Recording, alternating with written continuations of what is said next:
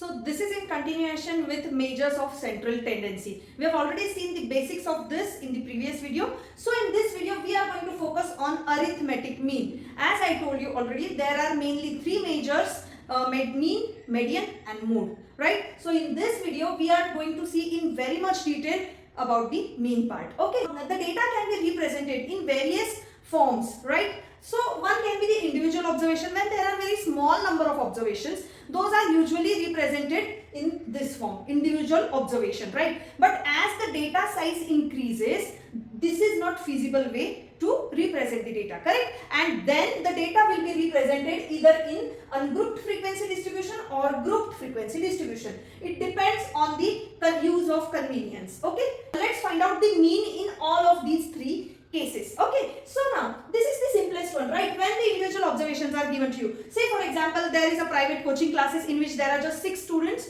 okay, and some test is conducted out of say 30, okay, and everyone got the marks like this. So what is the mean, or what is the arithmetic mean? Okay, so that is nothing but, you will say it is so simple, right? It is nothing but the average, correct? Mean is nothing but the average only. You are absolutely right. So let's find out the average. How do you find out the average? Whatever are the observations given to you, just take the total of them divided by number of observations. Isn't it easy?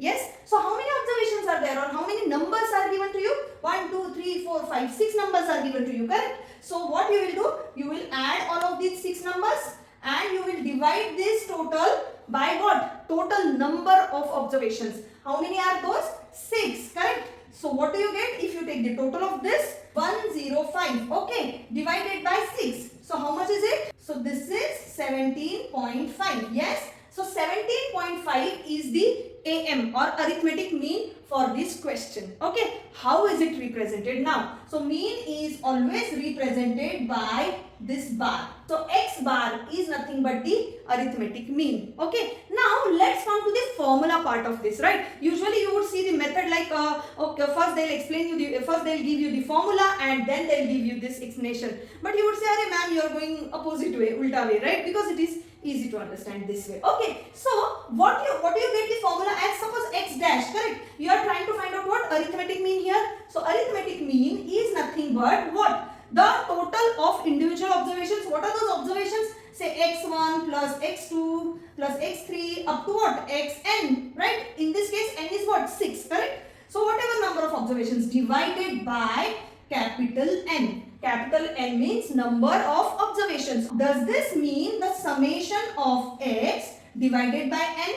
Can I say it in short like this, right? Every time writing formula like this is little bit lengthier, correct? So you can always say that summation of x means summation of observations, total observations, divided by total number of observations, correct? That is nothing but your arithmetic mean, easiest one when the individual observations are given to you. Okay, now let's come to the second case where the data size increases, right? And it is not really possible to represent it in this ungrouped form, in this individual form. So we have moved to ungrouped frequency distribution. Why is this so? Correct? Why is the name like this? See, just look at this question. How do you read this table? Okay, so 3 students got 1 mark. 6 students got 2 marks. 7 students got 3 marks. Correct? 7 students got 4 marks. And this way you read this table, right? Now, if you have to find out the mean in this case, what would you do? Exactly the same thing, right? So total number of observations. What are the observations actually, right? So 1 mark 3 times, correct? So 1 plus 1 plus 1, correct? 6 times 2 marks, correct? So 2 plus 2 plus 2 up to 6 times, right? So are you really going to do it in this way? No, correct? Because that is again going to be very much lengthier, right? So this is not the practical way of solving such frequency distribution examples, right? So there is other shortcut way, correct? These marks are nothing but what? Your x, correct? These are the actual observations, right? And this is indicating what? Frequency means how many times it has happened. So that is F. F stands for frequency, and that is why the name is frequency distribution, correct? And why ungrouped and grouped, that you will come to know soon when we study the grouped one. Okay. What you are basically doing, you are adding 1 3 times, correct? You are adding 2 6 times, correct? And then you are taking the grand total of that. That is nothing but this, right? So basically what you can do it, you can do the fx, f into x, correct? Easy way of doing it, right? So when you do f into x, automatically you are adding those individual individual records. So 3 into 1 is 3, 6 2s are 12, 7 3s are 21 and 10, right? So fx, you got the fx, correct? Now if you take the grand total of this fx, that is nothing but what? The total of this, all of these records, right? So such total you are doing it here, but just in different format, right? So when you take the total of this fx, which is indicated by summation of fx, that is what? 74. Okay. So what would be your arithmetic mean? X dash is equal to what? Now instead of just x, you have added the frequency also to it, correct? Fx, summation of fx you found out, right? Divided by what? N, capital N, total number of observations. Now can you tell me what is the N in this case? What are the total number of observations? Means how many students are there basically, right? So you should always take this total of f, frequency, to find out this N, correct? So what is the total of this? 25. Okay. Now you just have to put these two values here. 74 divided by 25 equals to 2.96. Okay. So this is the arithmetic mean for this question. Okay. So what would you say, ma'am? The calculation part is too much for me, correct? Yeah, I mean this looks too much, correct? So it is time consuming, but then in maths you have got other solution for this also, right? So there is one shortcut way which I am going to tell you right now. Okay. So what you can do to simplify the calculation part further. Okay. So there is something known as deviation method, right? So this method which we just used is direct method, and the next method which I am going to tell you just now, which is going to simplify your calculation part, is nothing but the deviation method. Okay, so as the name itself indicates, deviation method, deviation means you have to find out deviation in this. Okay, so deviation is indicated by D. Okay, so now what's the formula in this case? Okay, so this arithmetic mean is equal to, see now this part, right? This is the basic formula. So what I'll do, f as it is, instead of this x, I'll do this d, because see now this is deviation formula, deviation method, so you have to make use of this d somewhere, right? And then one more addition is a plus. What is all this? I'll tell you very quickly. Okay, it's very easy. Okay, so now what is this a? A is nothing but assumed mean, right? It's so simple that out of these whatever given values of x, you have to assume any value as capital A. Okay, you can assume any value. For now I will assume this middle value, means a equals to 3. Name itself says that assumed mean, means you can take any of these x's which should be your capital A. Okay, you try it with 4 or 5 or some other value. Right now we are solving it by assuming a equals to 3. Alright, so you know now a is 3. See in formula what all values you need? A, you know now a, f you know already, n also you know, correct? Capital N is 25. D part you want to know D, that is deviation. What's that deviation? X minus A. X minus A. Okay, which is nothing but what? X minus A is 3. You assumed it, correct? So basically you are going to find out this column this way. Okay, so now tell me for this first record, 1 minus 3 basically, right? 1 x is here, 1 2 3 4 5, correct? So 1 minus 3 is minus 2, 2 minus 3 is minus 1, then here 3 minus 3 is 0, 4 minus 3 is 1 and then 2. Easy? Yes. Now you take the f and d, because here in this formula instead of fx you need fd. Okay, because of this deviation method, right? Because it is simplifying your calculation. How? See now you are multiplying this f with only this small number, correct? With this d instead of these bigger numbers. Now you are multiplying these two. Okay, and you will see the difference. So basically 3 into 2 minus 6, correct? This is minus sign here. 6 minus 1 minus 6. Again multiplying with 0 means 0. 7 into 1 7. 2 into 2 4. See now this addition part is also so easy, correct? In this case you had to do this multiplication and this addition, which was a bit lengthier and more of a calculation, right? So now what is the summation of fd? That's what we are looking for here, correct? So summation of fd is how much? So this is minus 12. So this is minus 1 basically, right? Minus 12 and this is 11. So minus 1, correct? Now you just have to put these values in the formula. So a plus, correct? So what's a? A you assumed it as 3, right? Plus, what's the next part? This FD, summation of FD is what? Minus 1 divided by n is what? 25, correct? So when you solve this is nothing but 3 minus 1 upon 25. So 74 upon 25. 74 upon 25 is nothing but your 2.96. Same answer you are going to get here, and you can solve in the exam by using any method. You just should understand the concept, correct? So these are the two ways of solving. One is the direct method and other is the deviation method, right? It's totally up to you which method to go with. Now let's move to this third question.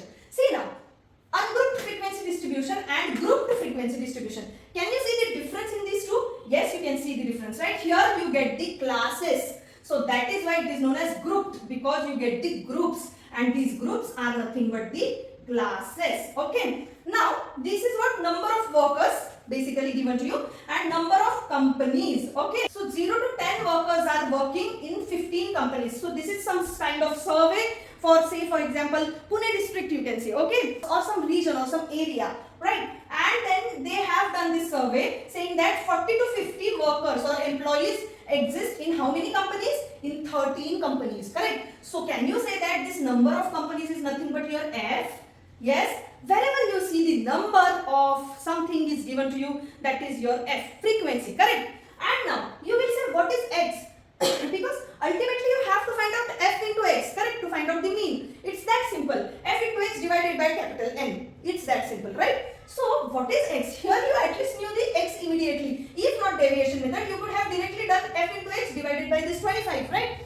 What's X here? So you can find out the X, right? Because here should you take it as 0 or 1 or 2 or up to 10? How much you should take, right? So what you will do? You will find out the midpoint, right? You won't disappoint anybody. Straight away you will take midpoint of every class as the X. Okay? So midpoint is going to represent the X, right? So what's the midpoint of 0 and 10? 5. Here 15, then 25, then 35, 45, 55. Yes? So these are your X's. Now you have X, you have F, and you can always find out this N by taking total of this F, and straight away you can find out the mean, arithmetic mean, right? By using this direct method. Yes, that is one of the options that you can do it by using this direct method, right? But then you do it by using that method. I will do it with the deviation method. Okay, what's the deviation method? This, right? So for deviation method, again you need what? A formula is same, right? So A means arithmetic mean. You have to assume any value of X as A. For our reference, what I'll do, I'll assume A as this middle value 25. Okay, you can assume any, right? No problem.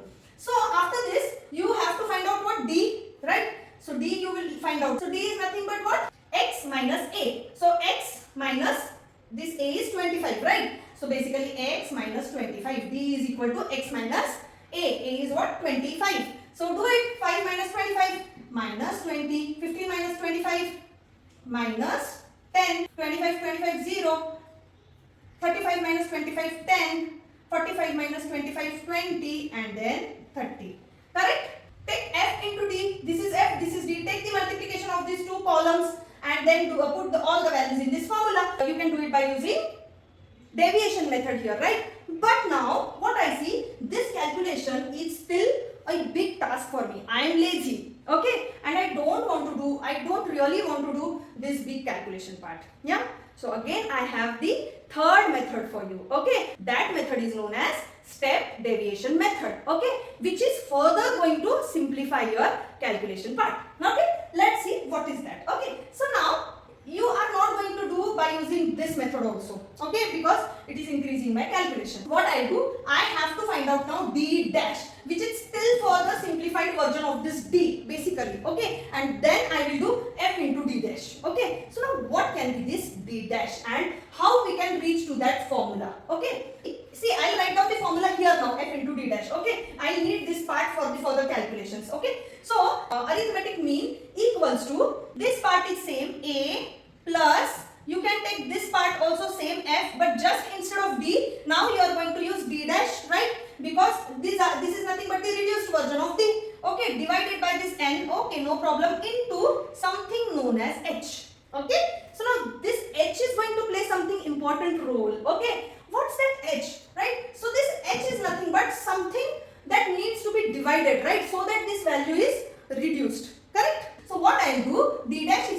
d divided by h. Correct? When if I want to reduce the value of d, I have to divide by something or subtract something. Then only I would be able to get the lower values here, right? Lower version of it. So by how much you can divide? You will divide by h. Now what is this h? H is nothing but this class interval. Now what is the class interval here? You can see that, right? 10 is the class interval. So in our example, value of h is 10. You got this point? So that says one more thing here. You can apply this step deviation method only when the class interval is constant or fixed. Correct? Okay. So now let's do this part. D by h. Correct? You know these. These are your d's and h is constant. H is 10 everywhere. Right? This is the class interval. So divide by 10 to all of these numbers basically. So that is what? Minus 2, minus 1, 0, 1, 2, 3. Oh my god. See. Look at these numbers. These are so easy. Right? Now these are so easy, like first grade numbers. Okay.